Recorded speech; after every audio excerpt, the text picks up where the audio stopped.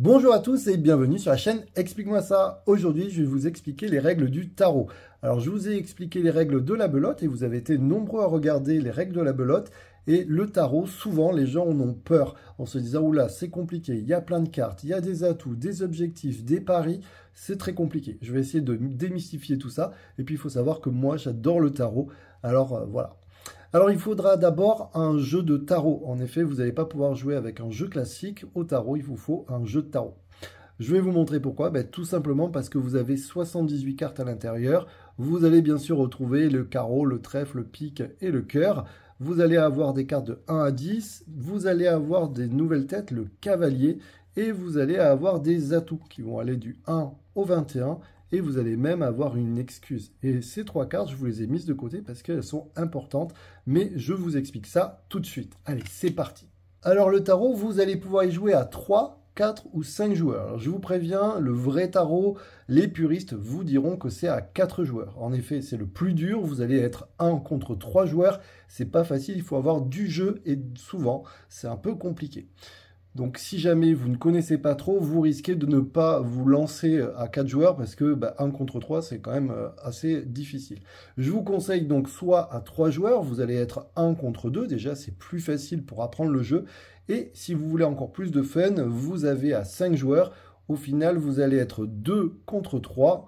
Enfin, 2 contre 3, c'est pas sûr. Pourquoi? Parce que vous allez appeler un roi. Donc vous allez dire par exemple le roi de cœur. Et vous allez espérer qu'il y a un joueur qui l'est. Il se peut qu'il soit dans un chien. Je vous expliquerai, mais peut-être vous allez vous retrouver tout seul et 1 contre 4. Alors là, ça va être compliqué. Maintenant que vous avez un petit peu compris la base, je vais vous expliquer comment ça se passe. Bon, on va distribuer les cartes, vous l'aurez compris. On va faire un chien. Un chien, c'est quoi? C'est qu'on va mettre des cartes de côté que personne ne voit.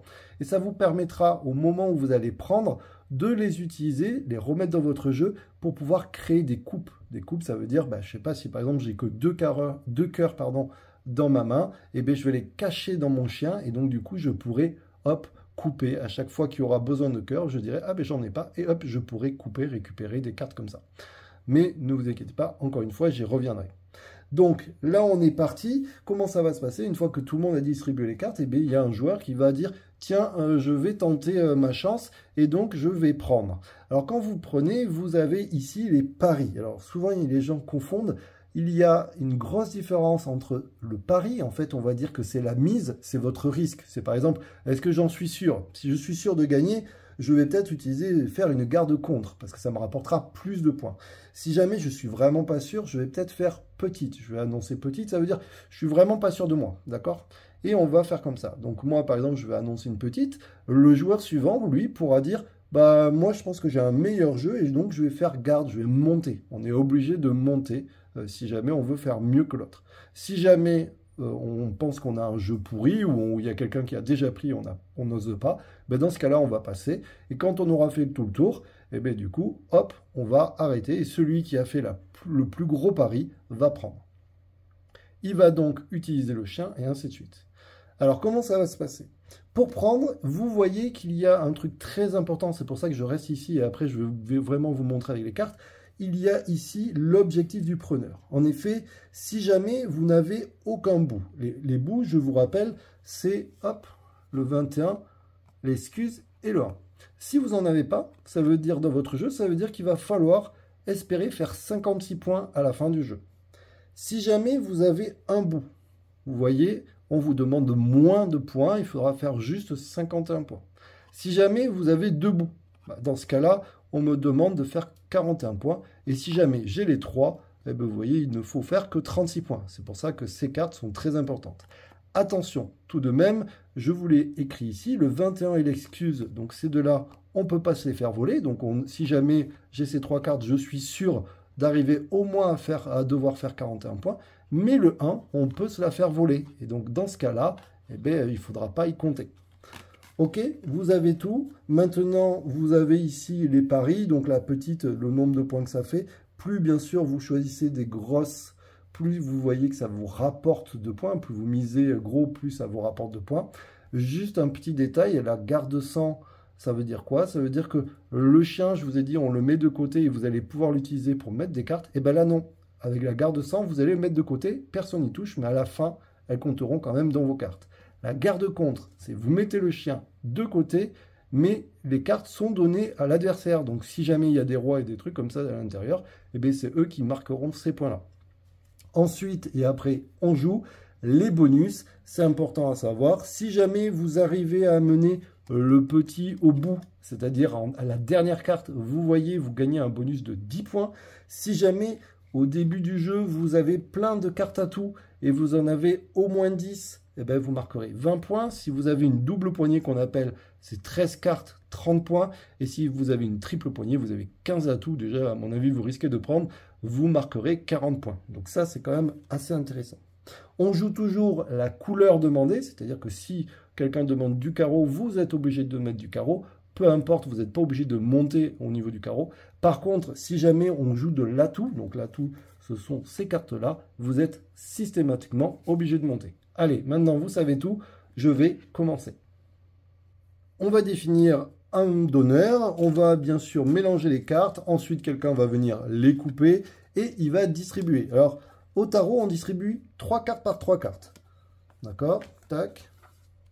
Et il va falloir, là on va jouer à 3 pour que ça soit plus rapide, et il va falloir préparer le chien. Le chien, je vous l'ai dit, c'est mettre des cartes de côté. À 3 ou à 4 joueurs, il faut mettre 6 cartes de côté. On ne va pas prendre les 6 à la suite, on va les mettre de temps en temps. Par exemple, là j'en ai mis une, j'en mets 3, tiens, allez hop, j'en mets une deuxième.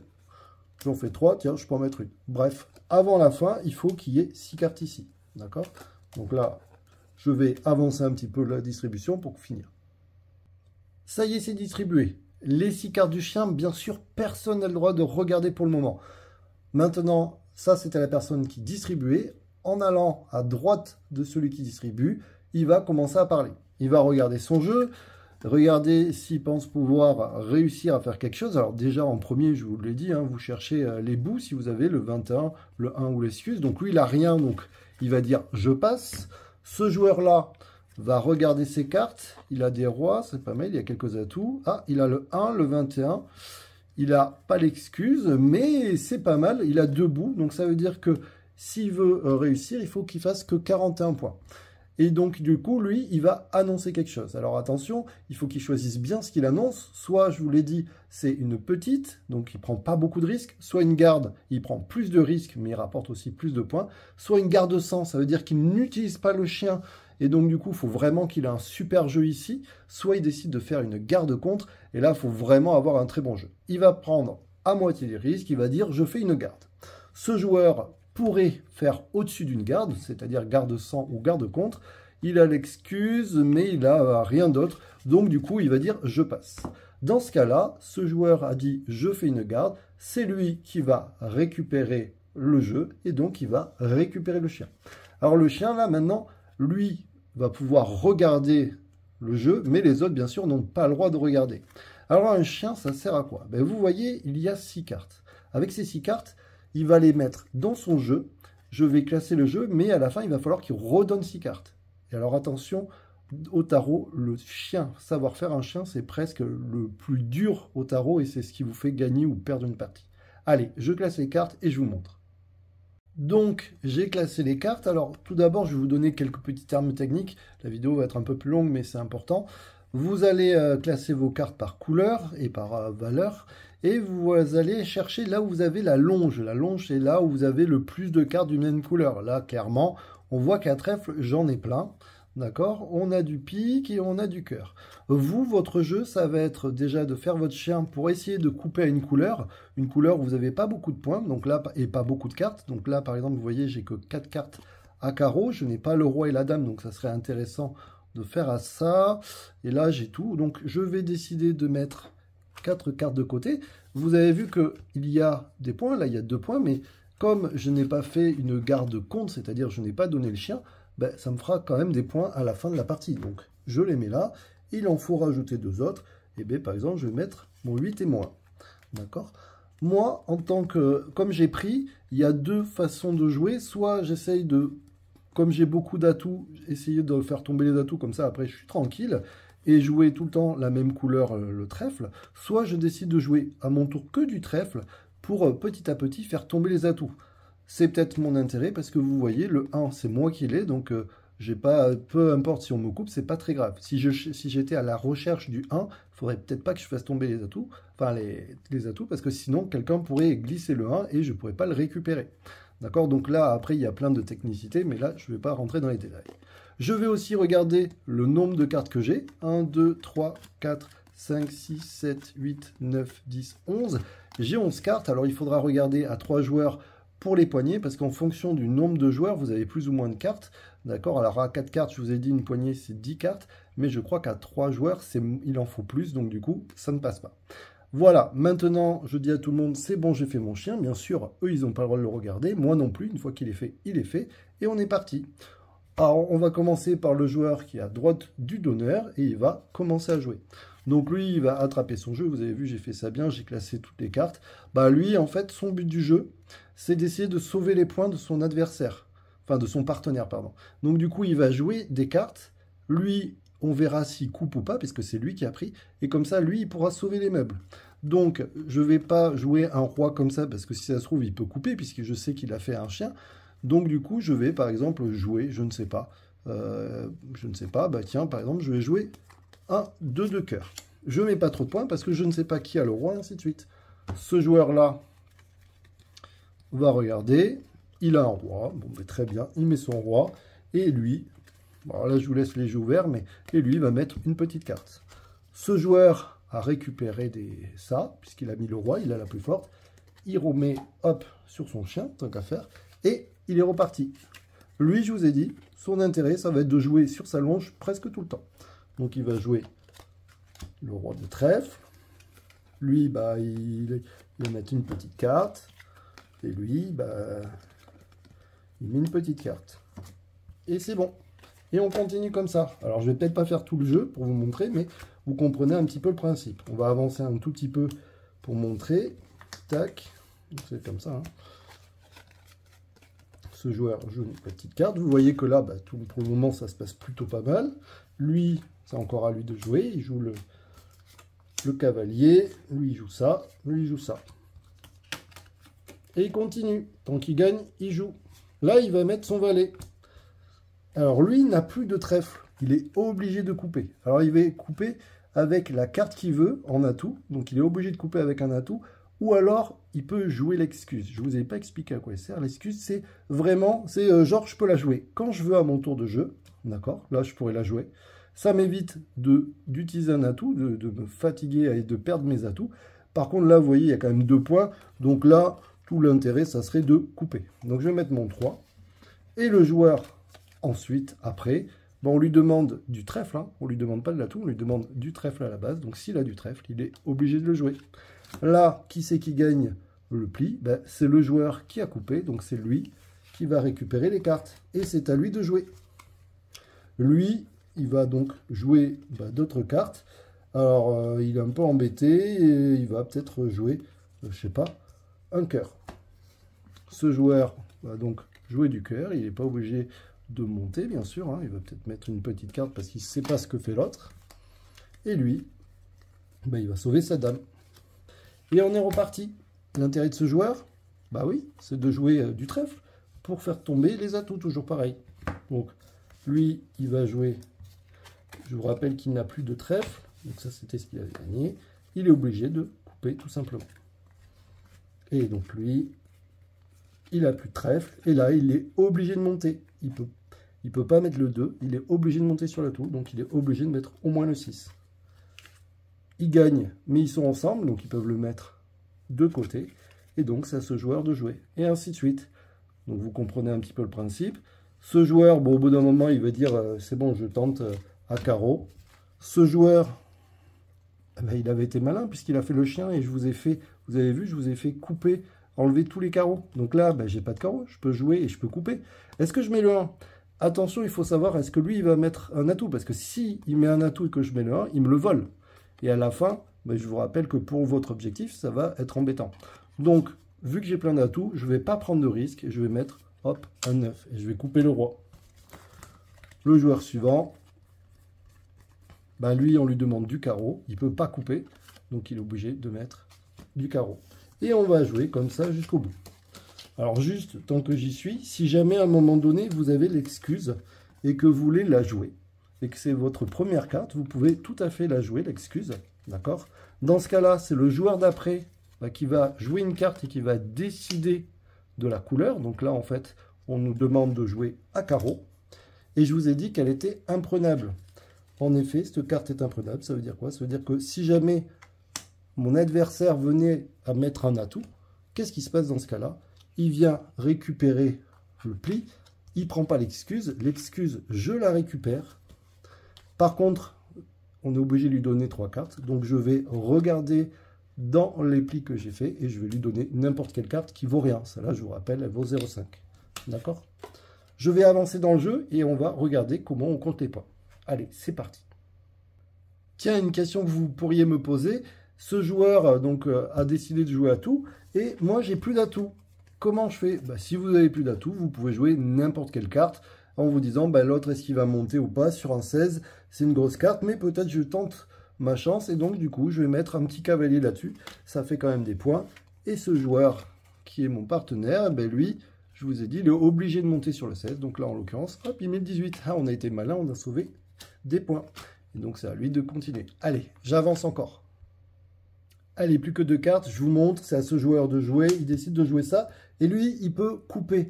Alors soit il garde son 1 pour, je vous rappelle, ça fait des points à la fin, donc du coup il va dire, je coupe avec mon 1, lui il joue ça, et il dit, j'ai amené le petit au bout, et ça, vous allez voir que ça lui rapporte un bonus intéressant. Donc petit au bout, et donc du coup, hop, il est là. Et bien maintenant, comment ça se passe? Il va prendre tout ce qu'il a gagné, et il va compter les points. Il faut savoir que déjà, toutes les cartes comme celle-ci doivent être accompagnées d'une carte qui n'a pas de valeur. Donc les valets, les cavaliers, les dames, les rois et les bouts, qui sont le 1, l'excuse et le 21, doivent être accompagnés d'une carte qui vaut 0,5. Donc là, on fait, en fait, ça fait 2, 3, 4, puisque 0,5 et 0,5, vous êtes d'accord? 4 et 5, 9. 10, 10 et 5, 15, 16, 16 et 4, 20, 23, 23 et 4, 27, 28, 29, 30, 35, 36, 37, 38, 39, 40, 45, 45 et 3, 48, 49, 50, 55, 55, 59, 61. Et ces deux-là, ah, vous avez vu, elles sont ensemble. Je vous ai dit, il faut forcément qu'ils soient mélangés avec les petites. Donc du coup, on était à 61. Je vais retirer 2 cartes qui n'ont pas de valeur. Donc ça fait 60. D'accord? On repasse à 60. 60 plus 4, 64. Et plus 5, 69. On est bien à un total de 69. Maintenant, accrochez-vous parce qu'on va compter les points et vous allez voir que ce n'est pas si simple que ça. Alors, je vous rappelle qu'on avait dit que je faisais une garde. Une garde, retenez que c'est x2. Ensuite, on a fait 69 points. Vous êtes d'accord? J'avais un objectif de 41 points. Pourquoi? Parce que j'avais 2 bouts. Effectivement, à la fin de la partie, je regarde le nombre de bouts qui se trouvent dans mon paquet. J'ai bien le 1, j'ai réussi à récupérer mon 1, en tout cas à ne pas le perdre, et j'ai le 21. L'excuse étant chez les adversaires, donc 2 bouts égale 41 points. Donc, je l'ai gagné avec 28 points. Ensuite, on a 25 points de contrat. Ça, à chaque fois, on a 25 points en cadeau. Et je vous rappelle que j'ai réussi à amener le petit au bout. C'est-à-dire que je l'ai réussi à le jouer dans le dernier tour. J'ai un petit bonus, 10 points de plus. C'est quand même intéressant. Je vais donc additionner les 28 plus les 25 plus les 10. Ça fait 63 points. Et à ça, comme j'ai fait une garde, je vais multiplier mes 63 fois 2. J'ai donc réussi à gagner 126 points. Mais attention, je vous rappelle qu'on est à 3 joueurs. À chaque fois, il faut savoir que la ligne entre le preneur et les défenseurs doit toujours arriver à 0. À chaque fois, vous allez arriver à 0. Donc, vu qu'on est 3, je vais faire 126 fois 2, d'accord, pour avoir le bon total. Et moi, j'ai gagné 252 points. Le défenseur 1 a perdu 126 points. Et le défenseur 2 a perdu aussi 126 points. Vous comprenez? Si jamais on avait joué à 4, tout simplement, au lieu de faire 126 fois 2, ben, je faisais 126 fois 3, et tous les autres avaient moins 126. Ok? Vous comprenez le principe. Si jamais, et après c'est fini, je vous promets, on a les maths, si jamais on était à 5 joueurs, alors celui qui prend, il a x2, d'accord? Donc j'aurai 252. Celui qui était avec moi dans la partie, bah lui, il aurait quand même, il m'a aidé, donc il aurait 126 points.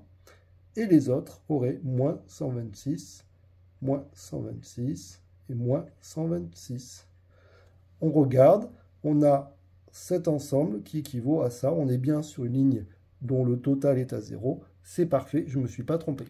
Voilà, vous avez vu qu'au final, le tarot, c'est pas si compliqué. Limite, le plus dur, c'est de compter les points. Mais une fois qu'on a compris, sincèrement, je vous conseille vraiment d'essayer le tarot. Encore une fois, si jamais vous voulez vous accrocher, vous jouez au tarot à 4, 1 contre 3. Si jamais vous voulez que ça soit un peu plus facile, vous jouez à 3, 1 contre 2. Et si jamais vous voulez un peu de fun, avec beaucoup plus de chance, vous jouez à 5 et vous appelez un roi.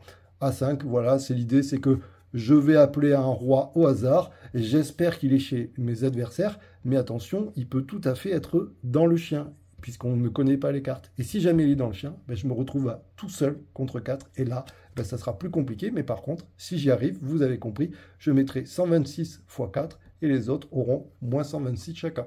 Voilà, moi je vous dis à très bientôt, désolé si cette vidéo était un peu longue, mais c'était intéressant de vous expliquer un petit peu tous les tenants et aboutissants, en vous donnant aussi quelques petites astuces, ainsi de suite. Allez, n'hésitez pas à vous abonner, à liker, à partager. Ciao, ciao les amis. Puis si vous voulez d'autres jeux, n'hésitez pas à me le mettre en commentaire.